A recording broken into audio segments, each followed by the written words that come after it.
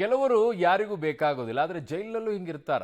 ಜೈಲಾಧಿಕಾರಿಗಳಿಗೂ ಇಂಥವನು ಬೇಡ ಅಂತ ಡಿಸೈಡ್ ಮಾಡುವಂಥದ್ದಾಗತ್ತಾ? ಇದೊಂದು ಬಹಳ ಇಂಟ್ರೆಸ್ಟಿಂಗ್ ಆಗಿದೆ ನೋಡಿ. ಚಿಕ್ಕಬಳ್ಳಾಪುರ ಜೈಲು ಅಧಿಕಾರಿಗಳ ಮೇಲೆ ಹಲ್ಲೆ ಮಾಡಿರುವಂಥ ಪ್ರಕರಣಕ್ಕೆ ಸಂಬಂಧಪಟ್ಟಂತೆ ಈಗ ಯಾವ ಜೈಲಿಗೂ ಬೇಡವಾದ ಕುಖ್ಯಾತ ಕಿಡ್ನ್ಯಾಪರ್ ಜೈಲು ಅಧಿಕಾರಿಗಳ ನಿನ್ನೆ ಹಲ್ಲೆ ಮಾಡಿದಂಥ ಬಾಂಬೆ ಸಲೀಂ ಅಂತ ಇವನು ಚಿಕ್ಕಬಳ್ಳಾಪುರ ಜೈಲಿನಿಂದ ಬಳ್ಳಾರಿ ಜೈಲಿಗೆ ಶಿಫ್ಟ್ ಮಾಡೋಕೆ ಈಗ ಯತ್ನ. ಆದರೆ ಬಳ್ಳಾರಿ ಜೈಲು ಅಧಿಕಾರಿಗಳು ನಿರಾಕರಿಸಿದ್ದಾರೆ ಅವನನ್ನು. ಬಳ್ಳಾರಿಯಿಂದ ನಂತರ ಕೊಪ್ಪಳಕ್ಕೆ ಶಿಫ್ಟ್ ಮಾಡೋಕೆ ನಿರ್ಧಾರ ಅಂತೆ. ಕೊಪ್ಪಳದ ಜೈಲು ಅಧಿಕಾರಿಗಳಿಂದಲೂ ಕೂಡ ಅನುಮತಿ ನಿರಾಕರಣೆ ಅಂತೆ. ಬಳ್ಳಾರಿ, ಕೊಪ್ಪಳ, ಚಿತ್ರದುರ್ಗ ರೌಂಡ್ಸ್ ಹಾಕಿ ಚಿಕ್ಕಬಳ್ಳಾಪುರಕ್ಕೇನೆ ವಾಪಸ್ ಬಂದಿದ್ದಾರೆ.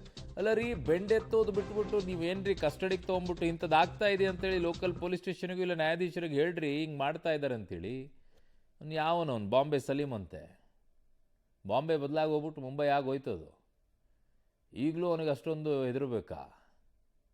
ಬೇರೆ ಸಂದರ್ಭದಲ್ಲಿ ಎಲ್ಲೆಲ್ಲೋ ಕಾಲಿಗೆ ಏನೇನೋ ಟಚ್ ಮಾಡ್ತೀರಾ, ಆಚೆ ಕರ್ಕೊಂಡು ಹೋದಾಗ ಒಂದ್ಸಲ ಟಚ್ ಮಾಡಿ ಕೊಟ್ಟಿದ್ದಾರಲ್ವಾ, ಹೊಡಿತಾನಂತೆ ಅವನು. ಜೈಲಾಧಿಕಾರಿಗಳ ಮೇಲೆ ಹಲ್ಲೆ ಮಾಡ್ತಾನಂತೆ. ಸುಮ್ಮನೆ ಇದ್ದೀರಾ? ಅಲ್ಲ, ನೀವು ಹಲ್ಲೆ ಮಾಡಿಬಿಟ್ರೆ ಅವ್ನು ಬೇರೆ ಕಡೆಗೆ ಶಿಫ್ಟ್ ಮಾಡೋದೇ ಅದಕ್ಕೆ ಪರಿಹಾರನ? ನೋಡಿ, ಚೆನ್ನಾಗಿದ್ದೀರಿ. ಇದು ಏನೇನು ಆರೋಪಿನ ಇಲ್ಲ ಇವನು ಅಪರಾಧಿನ ಯಾವುದಾದ್ರೂ ಕೇಸ್ನಲ್ಲಿ? ನಂಗಿರೋದು ಅದೇ, ಅವನು ಆರೋಪಿಯಾಗಿದ್ದಾನೆ ಅಥವಾ ಅಪರಾಧಿಯಾಗಿದ್ದಾನೆ.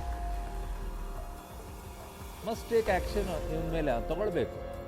ಇನ್ನು ಆರೋಪಿ ಆಗಿದ್ದು ಮಾತ್ರ ಏನು ಬೇಕಾದ್ರೂ ಮಾಡ್ಕೊಂಡು ಕೂತ್ಕೊಳ್ಬೋದು ಒಳಗಡೆ, ಅಥವಾ ಅಪರಾಧಿ ಆಗಿದ್ರು.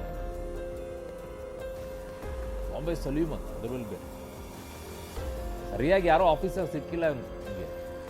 ಸಿಕ್ಕಿದ್ದಿದ್ರೆ ಗೊತ್ತಾಗಿರೋದು ಎಲ್ಲೆಲ್ಲಿ ಇಳಿಸ್ಬೇಕು, ಹಸಿ ಕಾರ ಅಲ್ಲಲ್ಲಿ ಇಳಿಸಿರೋದು.